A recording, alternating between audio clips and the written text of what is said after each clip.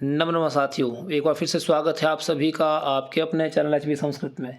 साथियों, यदि बात करें इस समय की इस नोटिफिकेशन की, तो इसके संदर्भ में आपने बहुत से स्थानों पे इस नोटिफिकेशन को देखा होगा।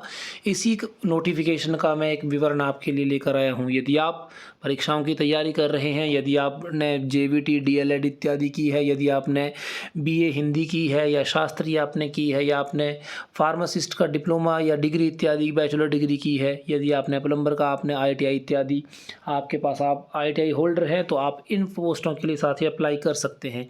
ये पांचों की पांचों पोस्ट है साथियों शिमला के अंतर्गत आने वाला आर्मी कैंट एरिया जतोग में जो पड़ता है, वहाँ पे ये पांचों के पांचों पद सृजित हुए हैं साथियों, जिनके लिए इन्होंने कैटेगरीज भी बताई हैं। जैसे जेबीटी के लिए ओबीसी कैटेगरी है, फार्मासिस्ट के लिए अनरिजर्व्ड है, हर एक कैटेगरी के कैंडिडेट इसको भर सकते हैं। लैंग्वेज टीचर में भी हर कोई कैंडिडेट इसको भर सकते हैं, शास्त्री में भी साथियों हर एक कैटेगरी के लोग भर सकते हैं। इसके अलावा प्लम्बर में भी आप इसी तरीके से इनका पे स्केल साथियों जो अभी नया पे स्केल आया है उसी के अनुरूप रहेगा।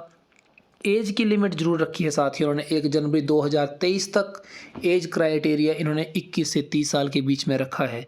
यदि इन पोस्टों की अगर बात करें हम आरएनपी रूल्स की, चाहे आप जेबीटी का लीजिए, चाहे फार्मासिस्ट का, चाहे लैंग्वेज, चाहे शास्त्री, चाहे प्लम्बर की बात करें, तो जो हिमाचल प्रदेश के आरएनपी रूल्स हैं उन्हीं को इन्होंने कंसीडर किया है।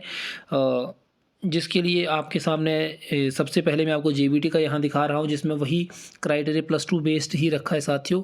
आपके साथ आपके पास +2 बेस्ड आप होने चाहिए, और साथ में आपके पास टैट होना चाहिए, और साथ में आपके पास जेबीटी या डीएलएड की डिग्री होनी चाहिए। वही उसके लिए मेन आरएनपी रूल हैं। फार्मासिस्ट में अगर बात करें, आपके पास बैचलर डिग्री या डिप्लोमा इत्यादि होना चाहिए, +2 पास आउट ऑफ होने चाहिए, और आप जो है रजिस्टर्ड होने चाहिए फार्मेसी काउंसिल के अंतर्गत, जो हिमाचल प्रदेश की, या दो तरीके की होती है, एक स्टेट की होती है, एक सेंटर की। जो स्टेट की है वो शिमला में होती है, वहाँ पर आपको रजिस्टर्ड होना पड़ता है, और जो सेंटर की है उसमें आपको दिल्ली के अधीनस्थ बोर्ड में आपको इसमें आपको रजिस्टर्ड होना पड़ता है। अगर लैंग्वेज में बात करें, आपकी बीए हिंदी में होनी चाहिए, चाहे आपने इसमें बैचलर डिग्री की है, साथ में आपकी बीएड हो, वो यहाँ पे कंसीडर की गई है साथियों। उसी तरीके के और भी इसमें आरएनपी रूल्स हिंदी के लिए रखे गए हैं।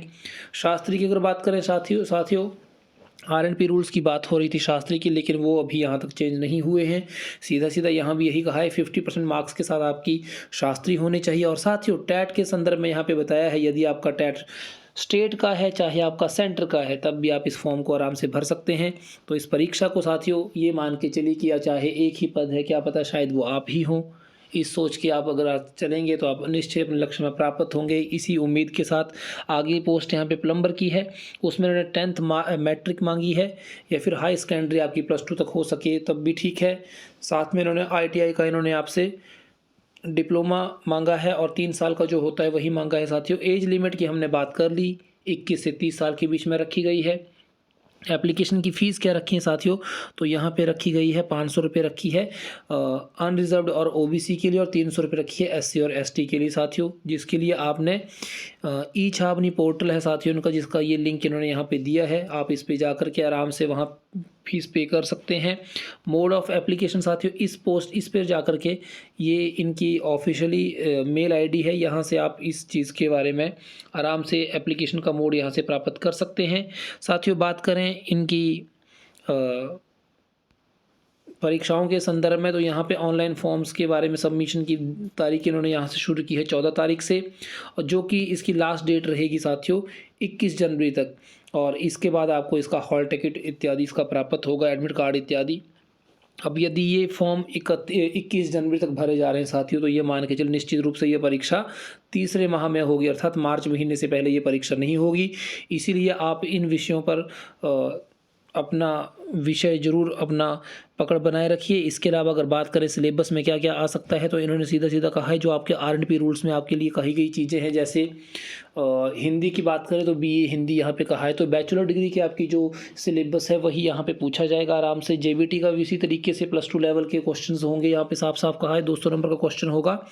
इसमें 200 नंबर के क्वेश्चन में अगर जेबीटी में बात करें, तो यहाँ पे उन्होंने कहा है +2 बेस्ड आपकी हिंदी मैट्रिक के संदर्भ में जो आपने हिंदी इत्यादि पढ़ी है, जनरल नॉलेज, साइंस भी उसी तरीके की 10th लेवल +2 लेवल की 10th लेवल की साइंस इत्यादि पूछी जाएगी। सोशल साइंस भी इसी, करंट अफेयर भी उसी लेवल के यहाँ पे पूछे जाएंगे।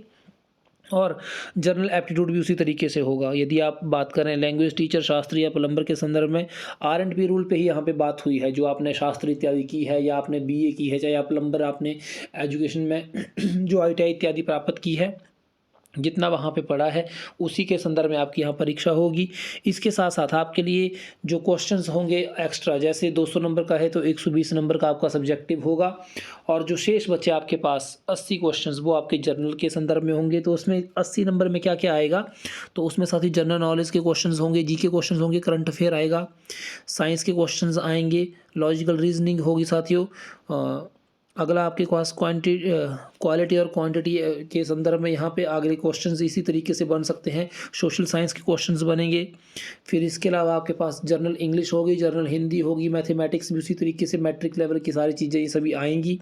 तो आपने आर&पी रूल पे अपने विशेष ध्यान देना है। जिस विषय के लिए आप भर रहे हैं उसमें आपका आर&पी रूल जो है जिस तरीके का होगा उसी तरीके के आपसे प्रश्न आदि पूछे जाएंगे। तो साथियों, यदि आप इन परीक्षाओं की तैयारी कर रहे हैं तो इन 5 पोस्टों के लिए आप जरूर तैयार रहिए।